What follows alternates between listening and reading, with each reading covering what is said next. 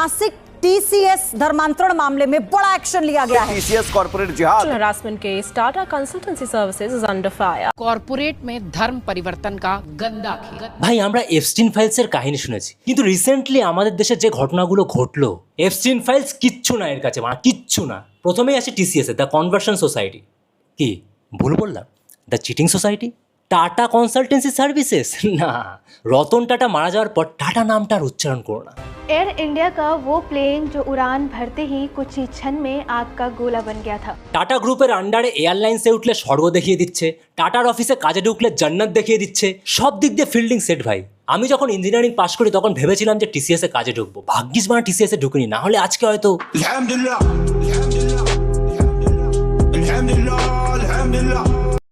মহারাষ্ট্রের নাসিকে টিসিএস এর বিপিও ইউনিটে যেটা ঘটেছে সেটা হলো এক্সট্রা ম্যারিটাল অ্যাফেয়ার, বিবাহ বহির্ভূত সম্পর্ক, যেটা প্রত্যেকটা কর্পোরেট অফিসেরই নিত্য নৈমিত্তিক ঘটনা, ডাল ভাতের মতো ঘটনা প্রত্যেক দিনই ঘটে। কর্পোরেট অফিসগুলোতে একটু ঢুকলেই দেখতে হবে বাড়িতে তার বউ আছে, মানে অফিসে জুনিয়র মেয়েদের সাথে, বিবাহিত মহিলা কিন্তু অফিসে বসের সাথে।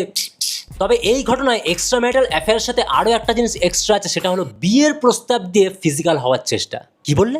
এটাও কর্পোরেট অফিসগুলোর প্রতিদিনের ঘটনা? মানে এটা কর্পোরেট অফিস নাকি সোনা? নাসিকের এই টিসিএস এর ঘটনায় যে মূল অভিযুক্ত দানিশ শেখ, যে মেয়েটার সাথে, মানে যে মেয়েটা ভিকটিম, এরা দুজনেই কিন্তু একটা সময় কলেজে একসাথে পড়তো, মানে একটা নর্মাল ফ্রেন্ডশিপ ছিল। দানিশ টিসিএস এর এই অফিসে জব পেয়ে যায় আর মেয়েটাকে বলে যে ও নিজের সোর্স লাগিয়ে মেয়েটাকে কাজে ঢুকিয়ে দেবে। তারপর মেয়েটা দানিশের এই সোর্স লাগিয়ে টিসিএস এ জব পায়। এরপরেই দানিশ মেয়েটার সাথে ফিজিক্যাল হওয়ার চেষ্টা করে। টিপিক্যাল ছেলেদের স্বভাব। মেয়েরা কি মানে বোঝে না নাকি মেয়েরা না বুঝেও অ্যাক্টিং করে? আমি বুঝতে পারি না। একটা ছেলে একটা মেয়েকে জব দেয় নিজে জব নেওয়ার জন্য, সেকেন্ড জবটার আগে ব্লো লাগিয়ে দিও। দানিশের সাথে মেয়েটা কিছুতেই ফিজিক্যাল হচ্ছিল না বলে দানিশ আলটিমেট স্ট্র্যাটেজি ইউজ করে, আলটিমেট ট্রিক, বিয়ের প্রস্তাব।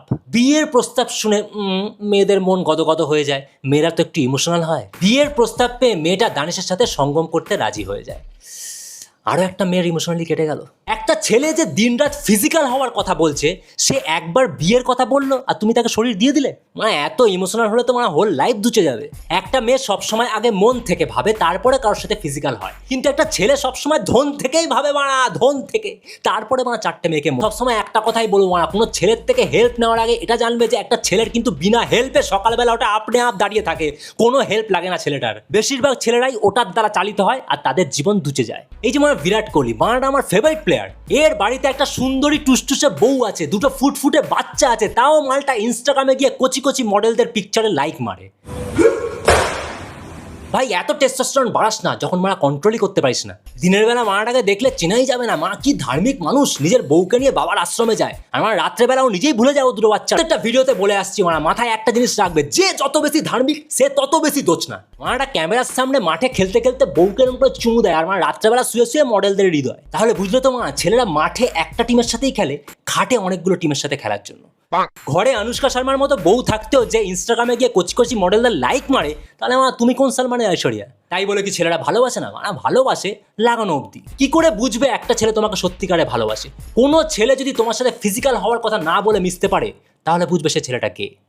যাই হোক, আবার টিসিএস এর গল্পে আসি। দানিশ মেয়েটাকে বিয়ের প্রস্তাব দিতে দিতে মেয়েটার সাথে অনেকবার ফিজিক্যাল হয়। এরপরে ওই অফিসের আরও এক দোচনা তসিফ এদের রিলেশনশিপের ব্যাপারে জেনে যায়, আর তসিফ এটাও জানতে পারে যে মেয়েটা এই রিলেশনশিপের ব্যাপারটা নিজের বাড়িতে লুকিয়ে রেখেছে। এরপরে তসিফ কি করতে পারে? ব্ল্যাকমেলিং, টিপিক্যাল ছেলেদের নেচার। মেয়েটার বাড়িতে সবকিছু জানিয়ে দেবে এইসব বলে তসিফ ব্ল্যাকমেল করতে থাকে মেয়েটাকে, আর মেয়েটার সাথে ফিজিক্যাল হতে চায়। তাহলে একবার ভেবে দেখো, মানে আমাদের দেশে অফিসগুলোতে মেয়েদের কি করুণ অবস্থা। একটা ছেলে বিয়ের প্রস্তাব দিয়ে মেয়েটার সাথে ফিজিক্যাল হচ্ছে, আর আরেকটা ছেলে ব্ল্যাকমেল করে তার সাথে ফিজিক্যাল হওয়ার চেষ্টা করছে। ছেলেদের এই দোষনামোটা আমি কিভাবে ডিফেন্ড করবো ভাই? এরপরেই আসে আসল টুইস্ট। জানা যায় যে দানিশ হচ্ছে বিবাহিত আর ওর বাড়িতে দুটো বাচ্চা আছে। মানে দানিশ তো वो अलग ही लेवल का बंदा था। হঠাৎ করে একদিন দানিশের বউ এই মেয়েটাকে কল করে আর বলে দানিশ তো বিবাহিত, বাড়িতে দুটো বাচ্চা আছে। মানে সব দু বাচ্চার বাবাই এরকম ঠাটকি বেরোচ্ছে কেন? এতদিনে মানে বুঝতে পেরেছি কর্পোরেট অফিসগুলোর মানে কি। মানে কর্পোরেট মানে হচ্ছে একে অপরকে কোঅপারেট করা, লাগালাগি, সংসার ভাঙাভাঙি, চিটিং, এটাই হচ্ছে কর্পোরেট অফিসের সিস্টেম।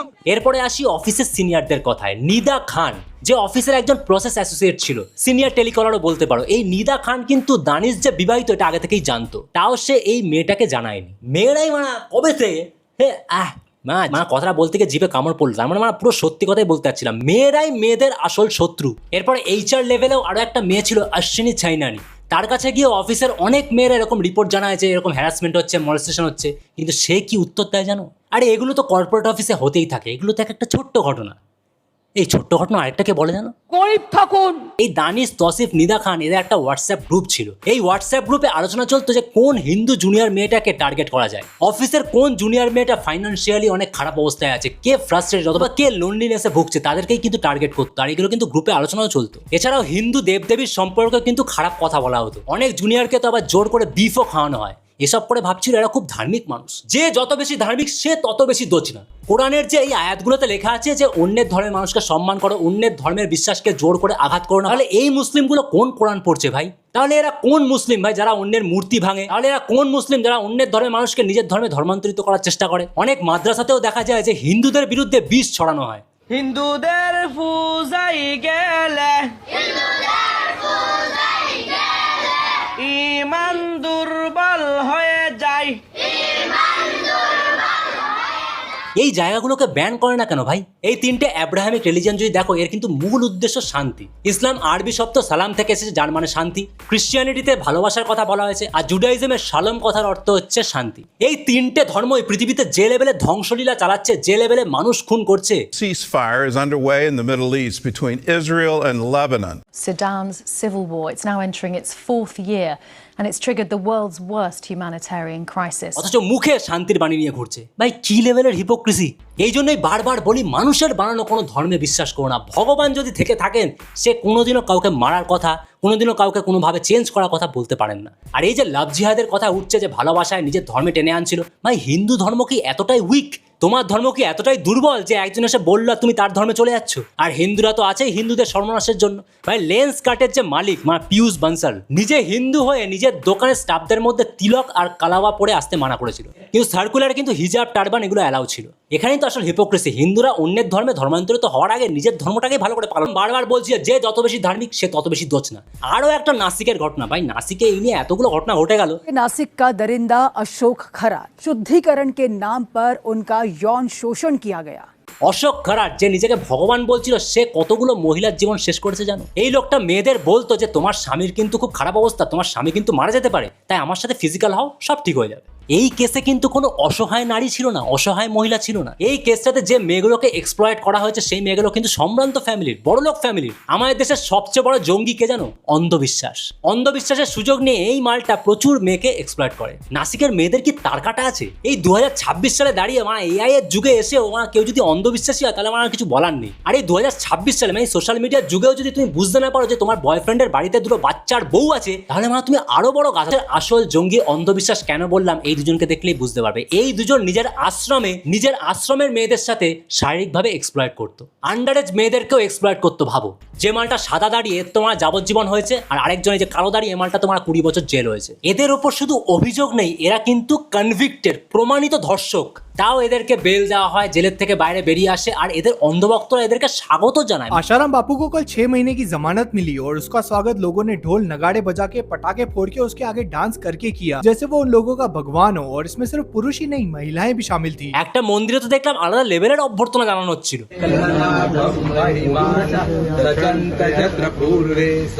আমাদের দেশে ক্রিমিনালদের আলাদাই সম্মান পায়।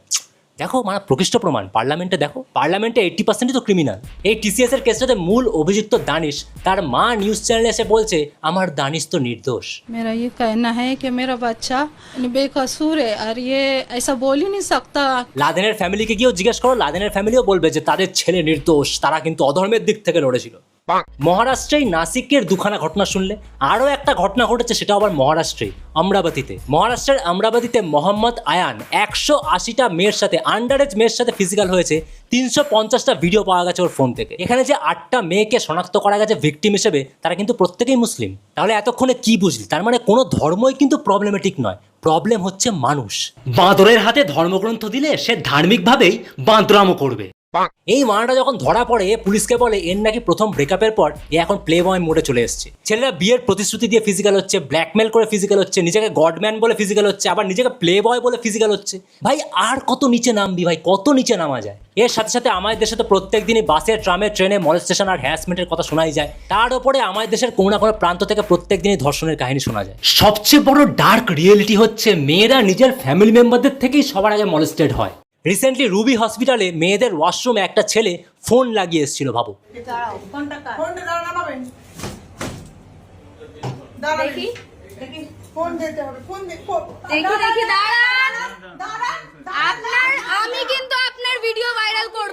দৈনন্দিন জীবনে ছেলেদের এই দোষনামগুলোকে আমার ডিফেন্ড করার মতো কিছু নেই। এখন হয়তো অনেকেই বলবে যে সব ছেলেরা সমান হয় না।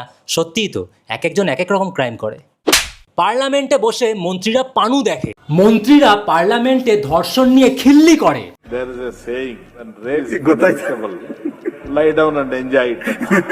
কর্ণাটকের একটা মন্ত্রী প্রজ্জ্বল রেভানার কথাটা তো সবাই জানে। একটা পেন ড্রাইভ পাওয়া যায়, এই মালটার হাজার হাজার মেয়েকে এক্সপ্লয়েট করার ভিডিও সেই পেন ড্রাইভে পাওয়া যায়। ভাবো, পৃথিবীর বড় বড় লিডাররা এপস্টিন ফাইলসের সাথে জড়িত, আন্ডারেজ মেয়েদের ধর্ষণ করেছে। ভাবো, বাচ্চা খুন করেছে। ভাবো, বিল গেটসের মতো শিক্ষিত লোকও এপস্টিন ফাইলসের সাথে জড়িত। সব ছেলেদের ইন্টেনশনটা যে একই রকম সেটা মানে এই ল্যাংড়া দোচাকে দেখলেই বোঝা যায়। মানে এই ল্যাংড়া দোচাও মানে এপস্টিন ফাইলসে জড়িত।